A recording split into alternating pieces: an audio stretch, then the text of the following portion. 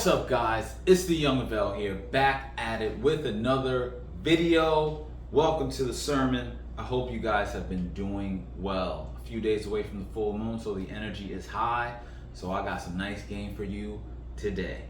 So, how can you get her to crave you? Let's get straight to it. How can you get her to crave you? Right? So, when you're on retention, this happens pretty naturally, but I'm going to give you reasons why she's going to crave you. Now, when you're on retention, and this is from experience, I'm going to give you a little story, right? I'm intimate with a girl, lovely, beautiful woman, and you know, she supports me in my retention. So every time I release, it's like a special thing for her, you know what I'm saying? Because it doesn't happen often. So this one time, I'm basically saying like, today I want to release, and she told me straight up, she was like, no, hold it. It turns me on when you do. And I'm just listening to her while we're doing stuff, and I'm just hearing it from the horse's mouth, so to say, right? As the saying goes, hearing it right in front of me, like, nah, this turns girls on. When you can display that discipline, when you can display that self-control. And yes, some girls will ask for it and things like that, but I think the reason they do that is because they want to please you.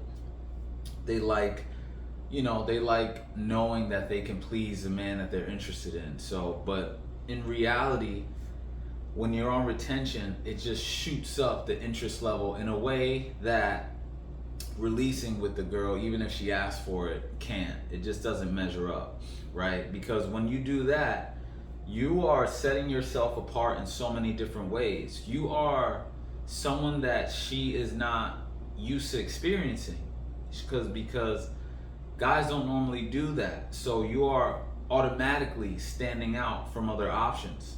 You are displaying frame, and you're displaying the fact that the most powerful thing that she has, which is her sexual prowess, when it comes to you, that does not affect you, that does not sway you. So you're framed up. So in that way, you are displaying that you are able to be someone that she can stand behind. You're someone that she is able to follow the lead of.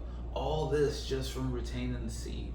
And not to say that the longer that you go on these streaks, or I don't really like to call them streaks, it's more like a lifestyle, but the longer you go in any given point of time, the easier it will be to talk to other women out in the world.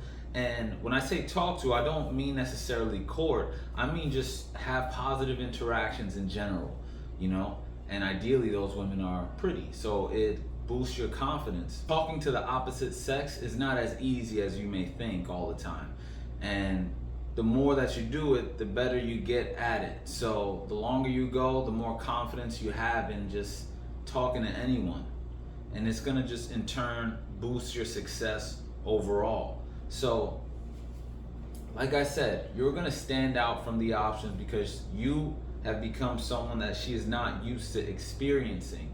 And whether they say it or not, this is something that turns them on. This is something that showcases a lot of different characters of yourself as a man without really saying much. It's one of those things.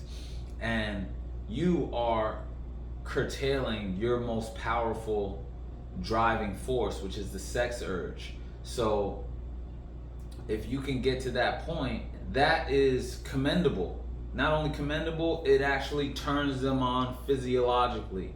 Now, when you get to a certain level of development, a certain level of skill, or whatever the case may be, you will be able to engage with your partners, hook up with them, and still be able to retain the seed, which is going to be conducive to your lifestyle in general. That's honestly where you want to go, where you want to aspire to be. You want to aspire to get to the point where you're able to still retain the seed, even though you're hooking up and being intimate with your partner. And for the reasons that I just stated in this video, it is going to benefit you. Trust me. when you're done with that act, y'all sit back on the couch, you're gonna have so much more energy to still engage and be present, and it's just gonna uplift the experience 100%, and it's gonna be something that imprints on her mind. It's going to imprint on her mind. If you know anything about female nature, intergender dynamics, imprints are ways that keep that door open when it comes to engagement, or at least the thought of engagement when it comes to her thinking about someone who imprinted them. So that's just a little bit of game for you guys today. I hope you guys are immaculate. We got the moon maybe 4 days away, I believe.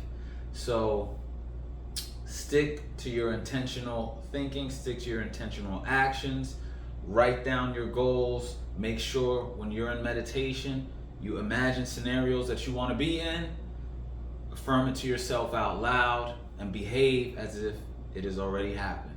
So, like I always say, if you got anything from this video, make sure to share it, like it, comment. You guys have been liking the Sunday sermon, so I appreciate that, because even if it's just one person that watches, I know that benefit, I feel good that that benefit is extending out, and then it goes on and has a multiplicity of positive effects out in the world. So, like I always say, guys, until next time, remember, a greater perspective can lead to a greater connection. Let me go when I call for help. Nobody's hero.